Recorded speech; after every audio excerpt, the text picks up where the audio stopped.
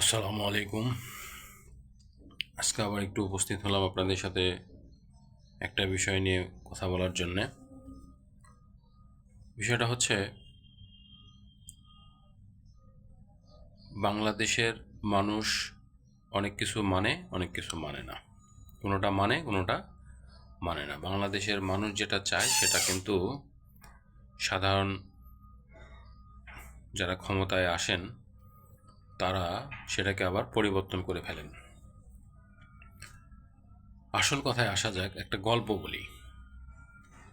প্রথমে একটা আমাদের বাস্তব একটা কাহিনী বলি, তারপরে আমরা মূল অপশনে চলে আসব। আমার মামা সিলেটে থাকেন। উনি ওনার একটা ওয়ার্কশপ আছে ছিল আর কি, বড় একটা ওয়ার্কশপ ছিল। সেই ওয়ার্কশপে একজন অনেকগুলো কর্মচারী ছিল আর কি। সে কর্মচারীদের ভিতরে বেশ কিছু কর্মচারী ছিল যারা গোপনে গোপনে ওই প্রতিষ্ঠানটা নিয়ে নেওয়ার প্ল্যানিং করত। তো একটা সময় আমার মামা একজনকে চুরির দায়ে, চুরি করেছিল, সেক্ষেত্রে ওনাকে চাকরি থেকে বাদ দিয়ে দিয়েছিলেন। পরবর্তীতে উনি ওনার ফ্যামিলি নিয়ে এসে, তার ছেলে মেয়েকে নিয়ে এসে বলছে যে, স্যার এরকম আমি চলবো কিভাবে, আমাকে তো এরকম যদি বাদ দিয়ে দেন তাহলে আমি কিভাবে চলবো। তো আমার মামা কী করছে, আমার ছোটো মামা আর কি, তো উনি বলছে ঠিক আছে, তুমি যেহেতু তো ভুল বুঝতে পেরেছো, তোমাকে আবার আমি চাকরি দিলাম, কিন্তু এর পরবর্তীতে যদি দুষ্টামো করো তাহলে তোমাকে কিন্তু আর আমি রাখবো না। তোমার পরিবারের দিকে তাকিয়ে তোমাকে চাকরিটা দিলাম। ভালো কথা। 6 মাস চাকরি করার পরে আমার মামা হঠাৎ করে বলল যে, দেখো তো আমি একটু দেশের বাড়িতে যাব, আমাদের দেশের বাড়ি হচ্ছে নাটোরে। তো দেশের বাড়ি যাব, তো তুমি হচ্ছে দায়িত্বে থাকো, আমি নাটোর থেকে ঘুরে আসি। পরে আসার পরে তো বাড়িতে আসলে সচরাচর যেতে মন চায় না, মনে হয় যে কিছুদিন থেকে যাই। তো সবার সাথে আনন্দ উল্লাস করেছে আমার মামা, সবাই থাকছেন, একসাথে ঘোরাফেরা করেছি আমরা সবাই মিলে। তো মাসখানিক পরে যখন গেলেন, যাওয়ার পরে দেখলেন যে ওই যেই লোকটাকে তাকে দায়িত্ব দিয়েছিলেন, সেই লোকটা সাইনবোর্ড চেঞ্জ করে ফেলেছেন। মানে সাইনবোর্ড আর নাই, তার নামে ওই ওয়ার্কশপটা দখল করে ফেলেছেন। আমার মামা গিয়ে বললেন যে, কী ব্যাপার, তুমি এটা কি করেছো? বলতেছে, এটা তো আপনি আমাকে দিয়ে গেছেন। এটা সে মব সৃষ্টি করে এটা তৈরি করেছেন আর কি।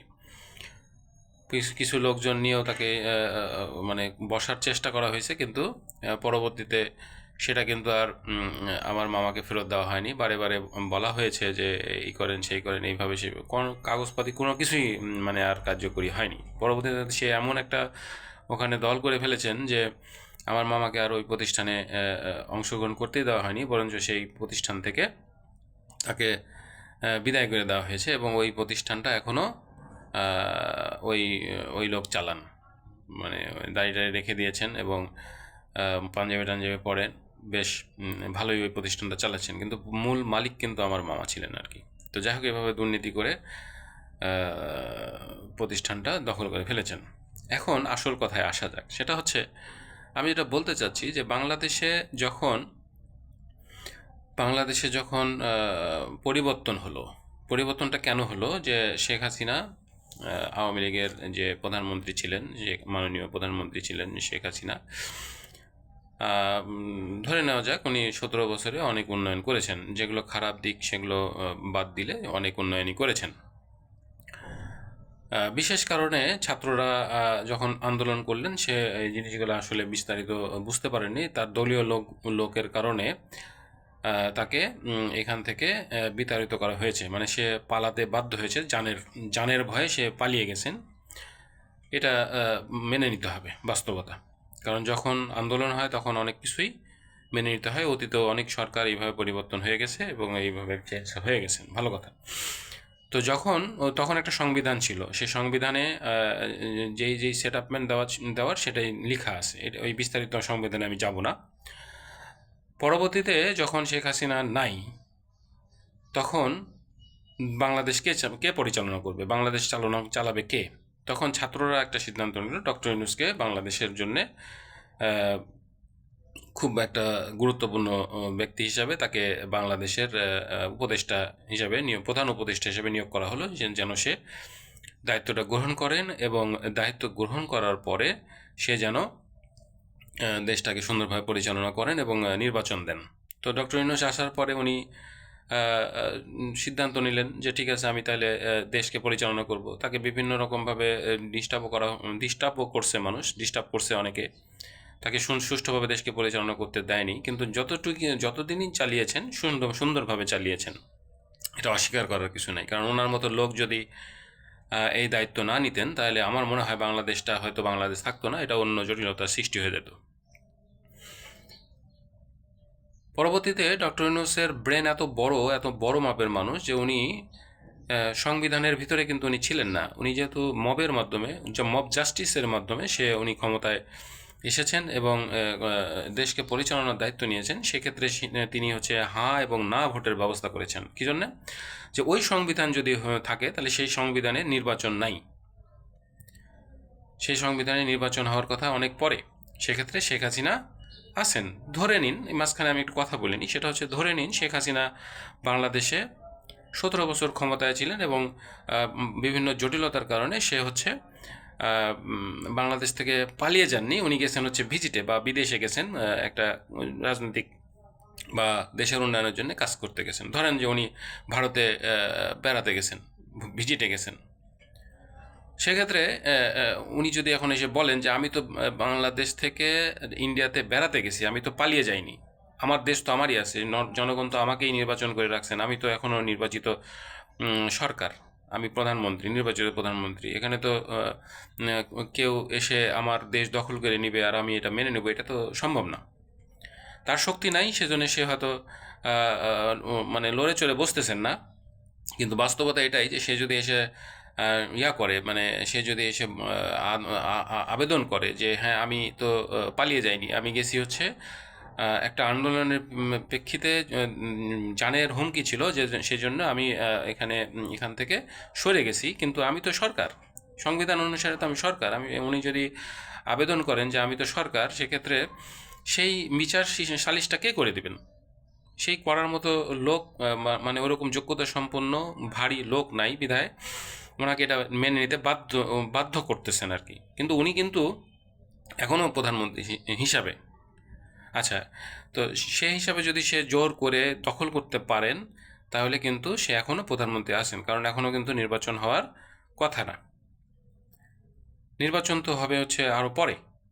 এখন বর্তমানে যারা সরকার গঠন করেছেন তারা কিন্তু এখন মবের সরকার হয়ে আছেন তুলনামূলকভাবে। আমি কিন্তু কোনো পক্ষে বা বিপক্ষে কথা বলতেছি না, আমি হচ্ছে একটু আপনাদের সাথে শেয়ার করতেছি বিষয়টা। সেটা হচ্ছে, ধরুন যে উনি দেশে নাই, উনি ভিজিটে গেছেন, এখন এই দেশে নাই বিধায় এটাকে দখল করে ফেলেছেন অন্য একটা সরকার, এবং এটা কিন্তু বৈধ হবে না, কারণ সংবিধানে এটা নাই। সংবিধানে যেটা আছে সেটা নির্বাচন হবে অনেক পরে। এখন শেখ হাসিনা যদি এসে বলে যে আমি তো প্রধানমন্ত্রী, আপনারা কেন এখানে জায়গা দখল করে ফেলছেন, এখন আপনাদেরকে আমি বিচার করব, তখন আপনারা কি করবেন? সেটা গেল একটা পার্ট, আমি একটা জাস্ট উদাহরণ দিয়ে বললাম আর কি। এখন যেহেতু উনি পালিয়ে গেছেন এটা বলা হচ্ছে, সেই অনুপাতে আমরা ধরলাম যে উনি হচ্ছে জানের ভয়ে পালিয়েই গেছেন। এখন সরকার এটা কিভাবে বৈধ করবেন? সরকার বৈধ করার তো একটা প্রক্রিয়া লাগবে। বৈধটা হচ্ছে যে সরকার হা না ভোটের ব্যবস্থা করেছেন। ডক্টর ইউনূস যেহেতু সে একজন বিচক্ষণ মানুষ, সেই অনুপাতে উনি হা এবং না ভোটের ব্যবস্থা করেছেন। সেই হা না ভোটের প্রেক্ষিতেই আবার নতুনভাবে সরকার গঠন করা হয়েছে এবং বিএনপি সরকার ক্ষমতায় গেছে। আমি চাই যে হ্যাঁ, আমরা সবাই চাই যে দেশ ভালোভাবে চলুক, দেশের মানুষ ভালো থাকুক, এটাই আমরা চাই। এখন কার মাধ্যমে সরকার গঠন করা হলো? যদি আমরা অতীতকে টান দিই বা সংবিধান যদি পুরাতন সংবিধান নিয়ে আসি, তাহলে সব বাতিল। আর যদি আমরা নতুন সংবিধান তৈরি করি, যদি আমরা আমরা 24-এর যে আন্দোলন, সেই আন্দোলনে যে নতুন সংবিধান তৈরি করা হলো আর কি, সেই অনুপাতে নতুন সরকার হবে। শেখ হাসিনা পালিয়ে গেছেন, ফ্যাসিস্ট সরকার ছিলেন, পালিয়ে গেছেন, সেই মর্মে জুলাই সনদ ঘোষণা করা হলো এবং সেই সনদের প্রেক্ষিতেই নির্বাচন হলো। সেই নির্বাচনের প্রেক্ষিতেই এখন পর্যন্ত সব কিছু বৈধ। এখন আপনি যদি ওই জুলাই সনদকে বাদ দেন, তাহলে তো আপনাকে কোনো না কোনো সংবিধান মেনে নিতে হবে, আর ওই সংবিধানের প্রেক্ষিতে আপনারা কেউ বৈধ না। যারা ক্ষমতায় আছেন তারা কেউ বৈধ না। যারা আন্দোলন করেছেন তারা অন্যায় করেছেন। যারা যারা জেলে ছিলেন তাদেরকে ছেড়ে দেওয়া অন্যায় হয়েছে এবং সমস্ত কিছুই হচ্ছে মবের আওতাভুক্ত। সব কিছুই হচ্ছে জটিলতা। এখন কোনো না কোনোভাবে অতীতে যদি সরকার ক্ষমতায় চলে আসেন বা ভবিষ্যতে যখন নির্বাচন হবে তখন তারা যখন ক্ষমতায় আসবেন, তখন নির্বাচন কেন, ওনারা সিস্টেম অনুসারে তো বৈধ সরকারই আছেন। উনি ফিরে আসলেন, আসার পরে তার যে সংগঠন প্রশাসন ম্যাক্সিমামই হচ্ছে আওয়ামী লীগের। সব কিছুই 17 বছরে তার হঠাৎ করে কোনো পরিবর্তন হয় না। এতদিন ধরে যে সকল নিয়োগ প্রক্রিয়া চলেছে সব আওয়ামী লীগের আন্ডারে, ম্যাক্সিমামই হচ্ছে আওয়ামী লীগের আন্ডারে। তো যাই হোক, ওনারা যদি ওনার পক্ষে কথা বলেন তখন কিন্তু এদের সবার বিচার হবে। এবং যারা মন্ত্রী পরিষদের আছেন, যারা প্রধানমন্ত্রী হয়েছেন, যারা বিরোধী দলে আছেন, যারা সংবিধানের অনুসারে 24-এর যে আন্দোলনে যারা সম্পৃক্ত ছিলেন, তারা সবাই কিন্তু এই মবের অন্তর্ভুক্ত এবং সবাই রাজাকার হিসাবে, মানে 71-এর হিসাব করতে গেলে সবাই দেশদ্রোহী। তো সেই অনুপাতে ওনাদের বিচার হবে এবং সকলকে ফাঁসি দিয়ে দেওয়া হবে। কেন? কারণ হচ্ছে আমরা যদি জুলাই সনদ যদি আমরা না মানি তাহলে সব অবৈধ। আর জুলাই সনদ যদি সংক্ষেপে আমরা মেনে ফেলি তাহলে এটা সব বৈধ হয়ে গেল। আর এইটা নিয়ে যদি সরকার কাহিনী করে তাহলে মানে বিপদে পা দেওয়া, এক প্রকার হচ্ছে বিপদে পা দেওয়া। এটা নিয়ে কেন জটিলতা সৃষ্টি হচ্ছে এটা আমরা সাধারণ জনগণ বুঝতেছি না। কারণ আমি ক্ষমতায় যাওয়ার জন্য সব কিছু মেনে নিলাম, ক্ষমতায় যাওয়ার পরে আর কিছু মানি না। সে অতীতের সংবিধান আমি মানি, কিন্তু বর্তমানে যে নতুন সনদ তৈরি করা হয়েছে সেটা যদি আমরা না মানি, তাহলে আমার তো সেই পুরাতন সংবিধানে যদি আমি থাকি তাহলে আমাকে তো সেই অনুপাতে শেখ হাসিনাকে প্রধানমন্ত্রী হিসেবে মেনে নিতে হবে। তাহলে সেক্ষেত্রে সে আসবে এবং বিচার করবে সবার। এই জন্যে আমি বলি যে ভাই, আপনারা সবাই দেশকে চালান, সুন্দরভাবে চালান, বা আমরা সাধারণ মানুষ ভালো থাকতে চাই, ভালো চিন্তা চেতনা করি। কারণ দেশ ভালো চললে সাধারণ মানুষ ভালো থাকবে।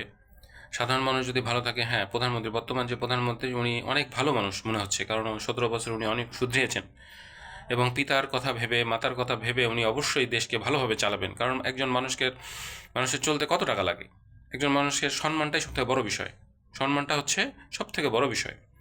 তো সম্মানটা যেহেতু সে আল্লাহ পাক তাকে দিয়েছেন, উনি অবশ্যই নিজের স্বার্থ দেখবেন না, উনি অবশ্যই দেশের স্বার্থ দেখবেন। উনি ভালো ভালো উদ্যোগ নিচ্ছেন, আলহামদুলিল্লাহ। সে যদি ওইভাবে পরিচালনা করতে পারেন তাহলে অবশ্যই উনি এগিয়ে যাবেন। কিন্তু যদি আমরা অতীতের জটিলতার সৃষ্টি করি, যদি বিরোধী দলের সাথে আমরা মতপার্থক্য করি, যদি সুষ্ঠুভাবে পরিচালনা করতে না পারি, তাহলে আমি ভালো সব কিছু করি, কিন্তু তারপরও আমি শিখতে পারবো না। কারণ অতীতে যারা সরকারে ছিল তারা অবশ্যই ক্ষমতায় আসার চেষ্টা করবেন এবং ক্ষমতায় যদি কখনো আসেন তাহলে অবশ্যই এটার প্রতিশোধ তিনি নেবেন। এই জন্যই কিন্তু জুলাই সনদ করা। তো আমি ব্যক্তিগতভাবে মনে করি যে হচ্ছে, আমি শিক্ষকতা করি, কিন্তু আমি ব্যক্তিগতভাবে মনে করি যে, এবং আমি আরেকটা বিষয় বলে রাখি, সেটা হচ্ছে যে আমি কিন্তু কোনো রাজনৈতিক বক্তব্য এখানে দিচ্ছি না। কারণ কেউ ভুল বুঝবেন না, কারণ আমি যেটা ভালো মনে করি সেটাই বলি এবং যেটা ভালো মনে করব সেটাই বলবো। যেটা ভালো সেটা ভালোই বলবো, যেটা খারাপ সেটা খারাপই বলবো, কারণ এটা আমার নীতি। কারণ আমরা সচেতন নাগরিক হিসেবে আমাদের কিছু কথা বলা না বললে অনেকে হয়তো বুঝবে না যে আসলে দেশটা কোন দিকে যাচ্ছে। তো যেহেতু আমি একটা উদাহরণ দিয়েছি, সেই উদাহরণের প্রেক্ষিতে আপনারা এটা বুঝবেন যে আসলে দেশকে পরিচালনা করতে হলে সুন্দরভাবে একটা সুন্দর কাঠামো দরকার, প্রশাসনিক একটা কাঠামো দরকার। সেই কাঠামো যদি আমরা ভঙ্গ করি বা এটা যদি না মানি তাহলে আমাদেরকেই বিপদে পড়তে হবে এবং সরকার যখন বিপদে পড়বে সাধারণ মানুষ বিপদে পড়ে যাবে। কারণ আরেকটা উদাহরণ দিই, বাংলাদেশ তো এখনও ভালো পজিশনে আছে। আমরা যদি লিবিয়ার কথা চিন্তা করি, আমরা যদি পাকিস্তানের কথা চিন্তা করি, আমরা যদি ফিলিস্তিনের কথা চিন্তা করি, তাহলে দেখেন তারা কত বিপদে পড়ে গেছে। লিবিয়াতে যে প্রধানমন্ত্রী ছিলেন, লিবিয়ার যে শাসক ছিলেন, তাকে আমরা হত্যা করে লিবিয়ার মানুষ কি ভালো আছেন? ওনারা দেশটাকেই হারিয়ে ফেলেছেন। তো আসলে আমাদের ক্যালকুলেশন করতে হবে যে আমরা যেন দেশটাকে না হারাই, আমরা যেন ক্ষতিগ্রস্ত না হয়, আমরা যেন বিপদে না পড়ি। ভাই, আমরা আমাদের কর্মকাণ্ড করব, ব্যবসা বাণিজ্য করব, চাকরি বাকরি করব, কিন্তু ভালোভাবে, সুষ্ঠুভাবে, সুন্দরভাবে যেন করতে পারি, সেটাই তো আমরা সরকার থেকে আশা করি। এই জন্য তো আমরা একটা ভালো সরকার চাই, যে সুন্দরভাবে পরিচালনা করবে। হ্যাঁ, উনি যত ভালো পরিকল্পনা সবই গ্রহণ করতেছেন। এখন আমাদের উচিত তাকে সাপোর্ট করা। তাহলে কি হবে? দেশটা ভালো হবে এবং সেও ভালো পজিশনে যেতে পারবে এবং সেও ভালো করতে পারবে। যদি আমরা সকল দল মত নির্বিশেষে সবাই যদি সরকারকে সাপোর্ট করি, তাহলে অবশ্যই দেশের উন্নয়ন হবে। আর দেশের উন্নয়ন হলে বাংলাদেশের মানুষের অটোমেটিক্যালি উন্নয়ন হবে। আর যদি কোনো জটিলতা থাকে, তাহলে সেক্ষেত্রে কোনোভাবেই সম্ভব না। আর আমাদের অনেক ক্যালকুলেশন করে চলতে হবে। যদি আমরা আবার ভুল করি, তাহলে আমাদেরকে আবার খেসারত দিতে হবে, আবার আমাদেরকে সেই রকম আন্দোলন তৈরি করতে হবে যেন আবার আমরা একটা ভালো সরকার নিতে পারি। কিন্তু যদি সুন্দরভাবে সরকার পরিচালিত হতে পারে, আলহামদুলিল্লাহ, তাহলে দেশেরও ভালো হবে, দেশের মানুষেরও ভালো হবে, সবার মঙ্গল হবে। অনেক কথা বলে ফেললাম, যদি কোনো ভুল করে থাকি ক্ষমা করবেন ইনশাল্লাহ। আসসালামু আলাইকুম রহমতুল্লাহ বারাকাতুহু।